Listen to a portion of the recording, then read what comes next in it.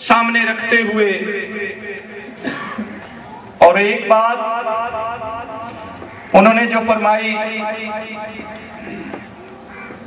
कि तमाम अलूम का मंबा कुरान है। I agree with you sir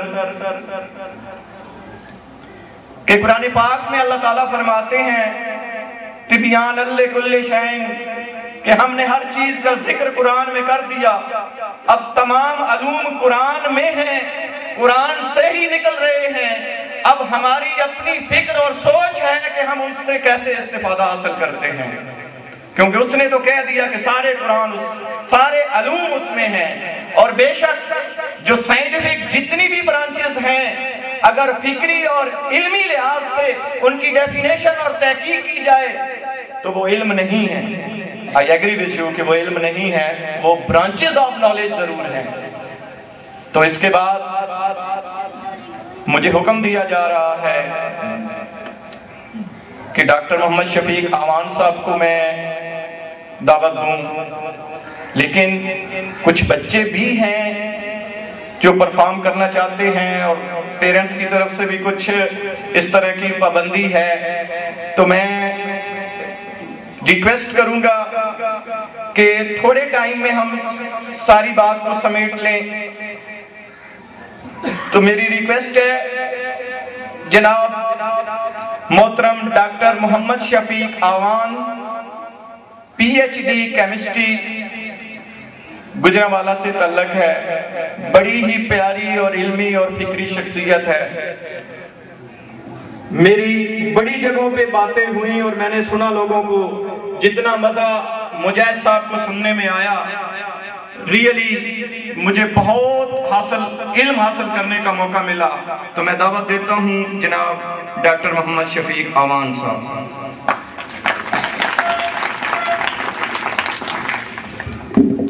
बिस्मिल्लाहिर्रहमानिर्रहीम नहमदुहु व नुसल्ली अला रसूलिहिल करीम, अम्मा बाद।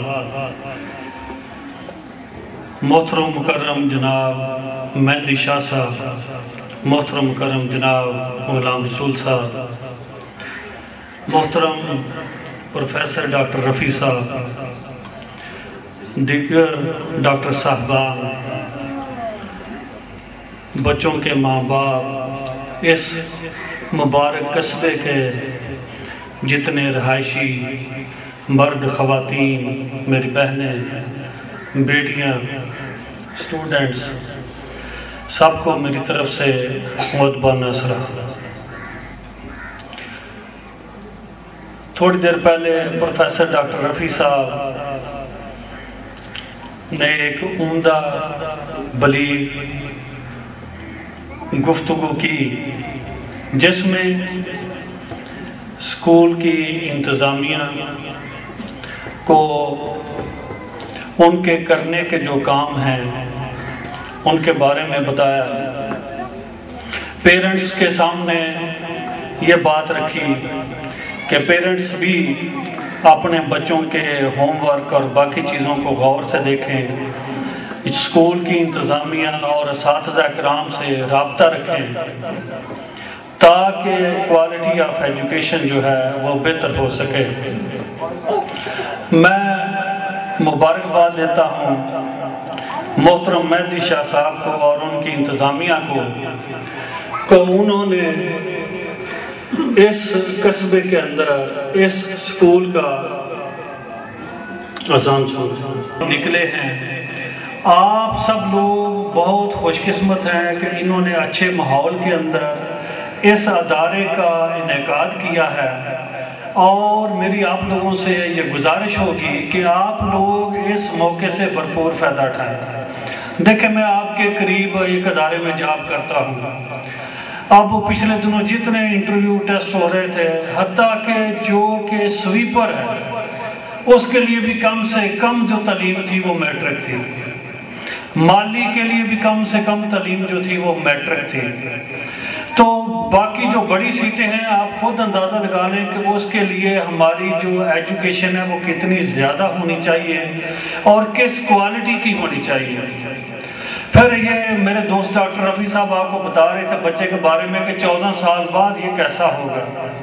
मिसाल आपके सामने है कि ये एक पौधा लगा हुआ है, इसकी अगर नरिशमेंट की जाएगी, इसकी हिफाजत की जाएगी, इसकी गोडी की जाएगी, इसको खाद दी जाएगी, इस पर स्प्रे किया जाएगा, इसकी हिफाजत की जाएगी, तो जैसे ये एक अच्छा दरख्त इस वक्त सायादार बना है, ऐसा ही ये बच्चा एक अच्छा सायादार शजर बनेगा। इस अदारे के साथ एक ख़ास नुक्ता जिसकी तरफ मैं शेयर करना चाहता हूँ वो ये है कि मोहतरम हाशमी साहब का तल्लक सूफी घराने से है। याद रखें कि जो हमारी जो सकाफत और रवायात हैं इस्लामी, उसके अंदर खानकाहों का बहुत ज़्यादा रोल रहा है। तालीमी अदारे आज वजूद में आ रहे हैं, पहले सारा तालीम का जो मरकज़ था वो खानकाही हुआ करते थे। जैसा कि मिस्र के अंदर अस्कंद्रिया के अंदर सैयद अबी अल-अब्बास अल-मुर्सी रज़ी अल्लाह ताला अन्हु का मस्जिद है और खानकाह है। इसी तरीके से मैं आपको एक मिसाल के तौर पर कहता हूँ, इमाम जलालुद्दीन सयूती रज़ी अल्लाह ताला अन्हु, आपने 1000 से ज़्यादा किताबें लिखी हैं। तो खानकाह जो है वो दुनियावी तलीम भी देती थी, दीनी तलीम भी देती थी। मैं ये नुक्ता सिर्फ इस नुक्ते से यानी यहाँ पर अर्ज कर रहा हूँ कि यहाँ पर इंशाअल्लाह दुनियावी तलीम जिसमें कंप्यूटर वगैरह है वो तो शामिल है ही है, उसके साथ बच्चों को अदब, एहतराम, माँ बाप का, असातिज़ा किराम का, एक अच्छा शहरी बनना, ये सारे आदाब भी सिखाए जाएंगे। तो इंशाअल्लाह आजकल का जदीद दौर है, अमूमन लोग पढ़ लिखे जाते हैं लेकिन अदब वो नहीं करते, एहतराम नहीं करते। तो उम्मीद है, मुझे उम्मीद वासक है कि इंशाअल्लाह यहाँ का जो माहौल होगा इंशाअल्लाह वो तालीमी, दुनियावी लिहाज से, दीनी लिहाज से, दोनों लिहाज से उम्दा और नफीस होगा। और कहते हैं कि जो एक स्कूल का दरवाज़ा खोलता है वो असल में एक जेल का दरवाज़ा बंद कर देता है। वजह क्या है? वजह यही है कि जब आप शऊर देंगे लोगों को तो वो गलत काम नहीं करेंगे। गलत काम नहीं करेंगे तो यकीनन वो बंदा गलत कामों की तरफ नहीं जाएगा।